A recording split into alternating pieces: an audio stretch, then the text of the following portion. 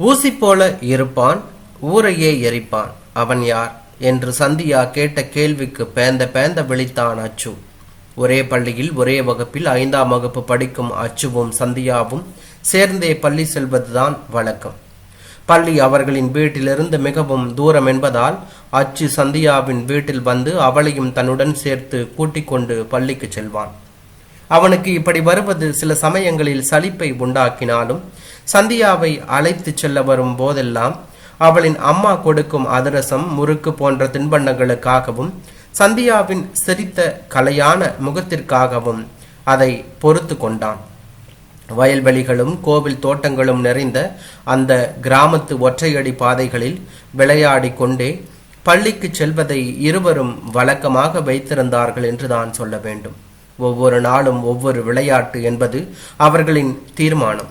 சண்டை போட்டு கொள்ளாமல் குழந்தைகள் விளையாடும் விளையாட்டு என்றும் ஏதாவது உண்டா?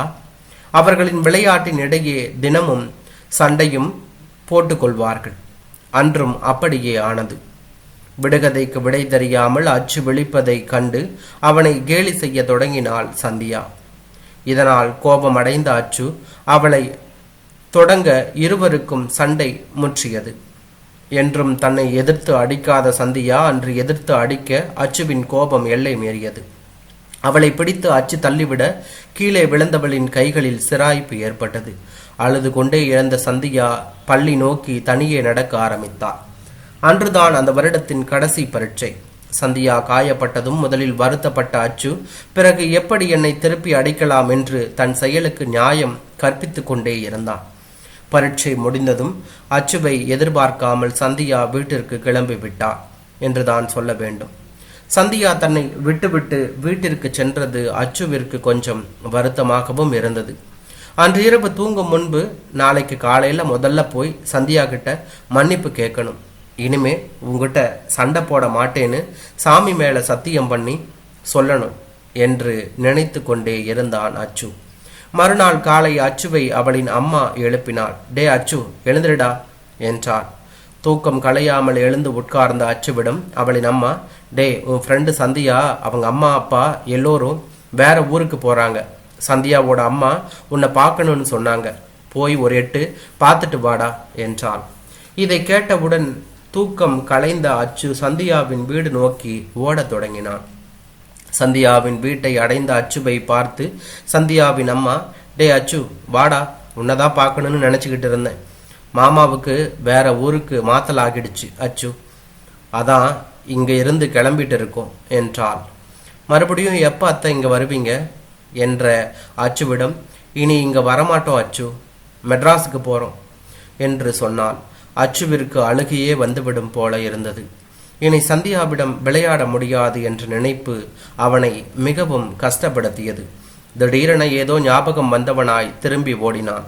2 நாட்களுக்கு முன்பு சந்தியா அவனிடம் காற்றாடி செய்து தர சொல்லி கேட்டிருந்தாள். அவள் இங்கு இருந்து போகும் நேரத்தில் அவளுக்கு இந்த காற்றாடியை தர வேண்டும் என்று எண்ணியவன் ஒரு காற்றாடியை செய்து கொண்டு மீண்டும் சந்தியாவின் வீட்டிற்கு வந்தபோது அவர்கள் வண்டியுடன் கிளம்பி செல்வதற்கு தயாராக இருந்தார்கள். அச்சு நீட்டிய காற்றாடியை வாங்கி கொண்ட சந்தியா அவனிடம் ஒரு வார்த்தையும் பேசாமல் வண்டியில் ஏறிக்கொண்டார்.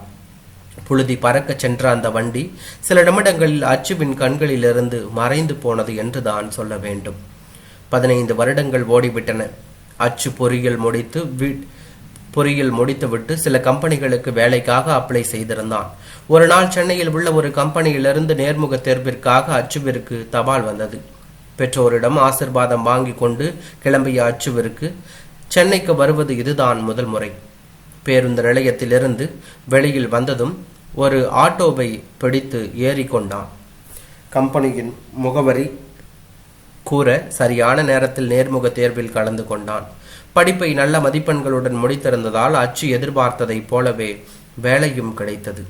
நாளையே வேலையில் சேர சொல்லிவிட்டதால் அந்த கம்பெனியில் இருந்த ஒருவரின் உதவியோடு அருகில் இருந்த ஒரு மென் ஹாஸ்டலில் அறை எடுத்து தங்கிக் கொண்டான். தனக்கு வேலை கிடைத்து விட்டதை பெற்றோரிடமும் சந்தோஷத்துடன் பகிர்ந்து கொண்டான். மறுநாள் வேலையில் சேர்ந்து விட்டான். சேர்ந்த முதல் நாளே அங்கே இருந்த திவ்யா என்ற பெண்ணை கவனித்தான். பார்த்தவனின் கண்கள் அவளையே சுற்றி சுற்றி வந்தது. வேலையில் சேர்த்து மாதம் 2 ஆகிவிட்டது. இந்த 2 மாதத்தில் அச்சுவிற்கு அங்கே நிறைய நண்பர்கள் கிடைத்திருந்தார்கள். அதில் திவ்யாவும் ஒருத்தி.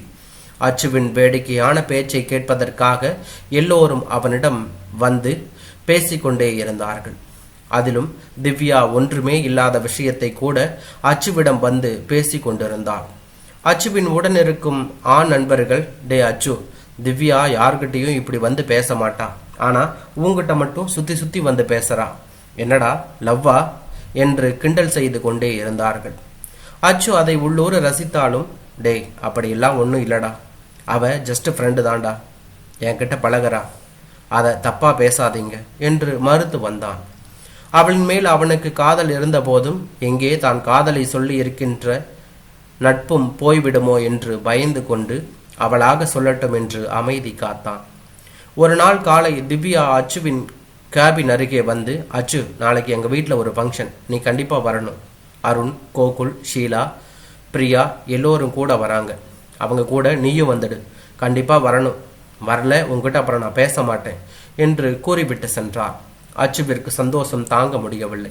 எப்படியாவது அவளோட அம்மா அப்பா 2 பேர்கிட்டையும் நல்ல பையன் அப்படின்னு பேர் வாங்கிடணும் என்று முடிவெடுத்து கொண்டான்.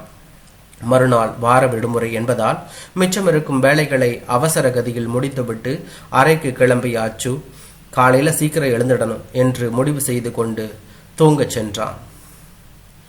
வாமா ஷீலா, நல்லா இருக்கியா என்று வாசற்படியில் நின்று வரவேற்றார் திவ்யாவின் அப்பா. நல்லா இருக்க அங்கிள், நீங்க நல்லா இருக்கீங்களா?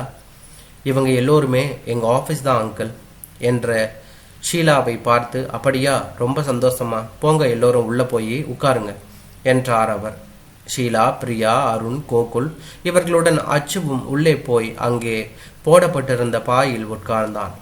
இவர்களுக்கு எதிர்முனையில் சிலர் பல தட்டுகளுடன் அமர்ந்திருப்பதை பார்த்த அச்சு ஷீலாவை அழைத்து, ஷீலா, இது என்ன ஃபங்க்ஷன் என்று கேட்டான். அடப்பாவி, என்ன ஃபங்க்ஷன்னு தெரியாமலேயா வந்துட்டியா? திவ்யாவுக்கு இன்னைக்கு நிச்சயதார்த்தம், அவ சொல்லலையா உங்ககிட்ட என்றாள் ஷீலா. இல்லை என்று கூறிய அச்சுவிற்கு கண்ணை இருட்டி கொண்டு வந்தது. சொல்லாத காதல் செல்லாது என்று தன்னை தானே தேற்றி கொண்டு சகஜமாக இருப்பது போல நடித்தான். செதுக்கி வைத்த சிற்பம் போல பட்டுச்சேலையை கட்டி வந்து அங்கே நின்றாள் திவ்யா.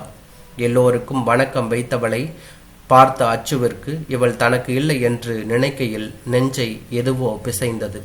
கல்யாண பத்திரிகையை வாசிக்க போகும் நேரத்தில், ஒரு நிமிஷம் என கூறிய திவ்யா, எனக்கு இந்த கல்யாணத்தில் விருப்பம் இல்லை, நான் வேற ஒருத்தரை விரும்புகிறேன், எனக்கும் அவருக்கும் ரிஜிஸ்டர் மேரேஜ் கூட ஆச்சு என்றான்.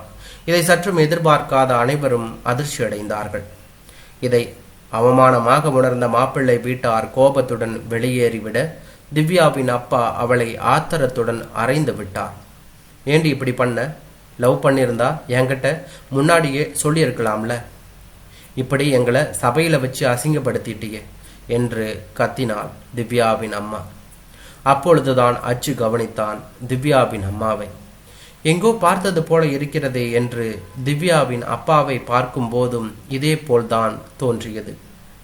சொல்லடி, யாரை லவ் பண்றேன் சொல்லி தொலை என்றாள் அவளின் அம்மா. இதோ இவனை தான் லவ் பண்றேன் என்று திவ்யா அச்சுவை கை காட்ட அங்கே இருந்த திவ்யாவின் சொந்தக்காரர்கள் சிலர் அச்சுவை அடிக்க கையை ஓங்கி கொண்டு ஓடினார்கள். இல்லை, அவ பொய் சொல்றா, நாங்க லவ் பண்ணவும் இல்லை, மேரேஜ் பண்ணவும் இல்லை, நான் யாரையும் லவ் பண்ணல என்று அச்சு அலறினான். நீ இது வரைக்கும் யாரையும் லவ் பண்ணது இல்லையா என்ற திவ்யாவிடம் இல்லை என்றான் அச்சு. அழுது கொண்டே தன் அறைக்குள் ஓடிய திவ்யா திரும்பி வரும்போது கையில் ஏதோ கொண்டு வந்தாள். அச்சுவின் முன் வந்து நின்ற அவள் தன் கைகளை நீட்ட அதில் காய்ந்த ஒரு காற்றாடி இருந்தது. அச்சுவிற்கு தன் கண்களையே நம்ப முடியவில்லை. சந்தியாவா நீ என்றான் அதிர்ச்சியாக. ஆமா, நான் தான் சந்தியா, என் பேர் இங்கே வந்ததும் மாத்தி என்ற பொழுது கிர்ரென்று அலாரம் அடிக்க உதறிக்கொண்டு எழுந்தான் அச்சு. இவ்வளோ நேரம் கனவா கண்டுகிட்டு இருந்தோம் என்று நினைத்தவனுக்கு எப்படி இத்தனை வருஷம் வராத சந்தியாவோட நினைப்பு இப்போ வந்தது என்ற எண்ணமும் வந்தது. முதல்ல அப்பாவுக்கு ஃபோன் பண்ணி ஊருக்குள்ள யாருக்காவது சந்தியாவோட ஃபேமிலி எங்கே இருக்காங்கன்னு தெரியுமான்னு கேட்கணும் என்ற மனதுக்குள் முனிவெடுத்து கொண்டே தோளில் துண்டோடு குளியலறை நோக்கி நடக்க ஆரம்பித்தான் என்றான்.